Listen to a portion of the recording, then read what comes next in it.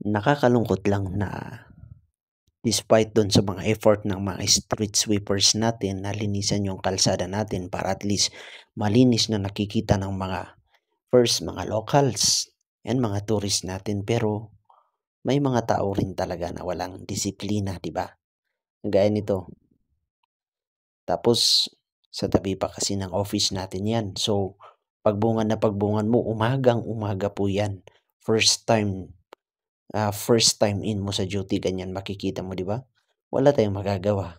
May mga undisciplined people talaga kaya no choice tayo. Kaysa namang nakikita natin ganyan, let's make an effort na linisan na lang natin kasi naku po, nakakahiya.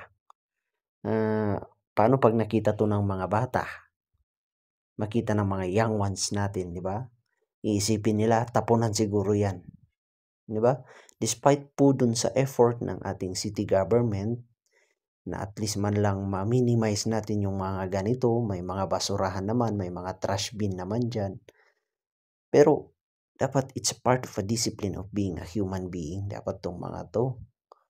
Hindi ba kayo nahihiya na yung pinagkainan nyo or yung mga ginamit nyo is nililigpit ng mga iba? Or siguro sanay lang kayo kasi may mga yaya kayo, may mga tagalinis kayo sa mga bahay ninyo or mga pinagkainan nyo. Pinagkainan nyo man lang is hindi nyo maligpit, hindi din nyo maayos. Pagkatapos yung magpakasarap sa mga pagkain, iiwan nyo na lang sa kalsada na ganito. Hindi ba kayong nahihiya? Okay? So sana man lang, okay, kung mapanood man ito ng mga gumawa nito, wag nyo nang uulitin. Wag nyo nang uulitin. Nakakahiya po kasi ha. Tignan nyo, ang linis-linis, ang ganda-ganda ng pavement, yung riprap niya, yung krisikat ng natin yan, yung sidewalk natin, ang ganda-ganda. Tapos ganyan yung makikita mo.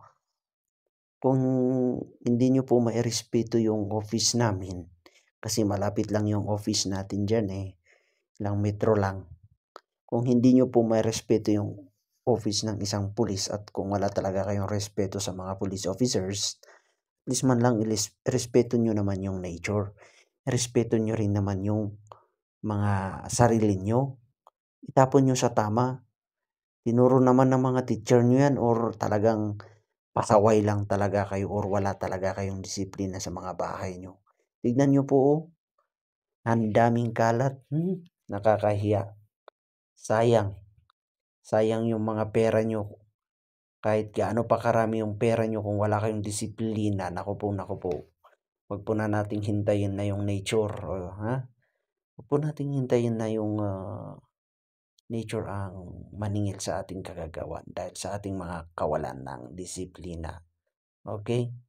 I hope po may natututunan po yung mga bata dyan ha. Huwag nyo pong tutularan yung ginawa ng inipon sa may sidewalk. Ganda-ganda nung crazy cut ng sidewalk natin. Tapos ganyan. Okay? So shout out kay Uncle Roger Malagay. Siya ang aking kasama ngayon sa paglilinis. Kasi pasensya na siya. Wala munang traffic kaya dito muna kami. Linisan muna namin yung pinagkainan ng mga entitled people na kung saan iniwan yung pinagkainan. Siguro sa bahay nila, hindi nila maayos no. Grabe rin yung kalat. Naawa lang ako sa mga ganitong klase ng tao kasi wala na nga silang disiplina. Nako, baka mamaya kuwan na naman yan. Bumalik sa atin, di ba? Dapat magkaroon tayo ng disiplina. Okay? So, hoping po sana na hindi na po ito maulit. Meron man kayong makitang ganitong mga tao, naku po, sawayin ninyo.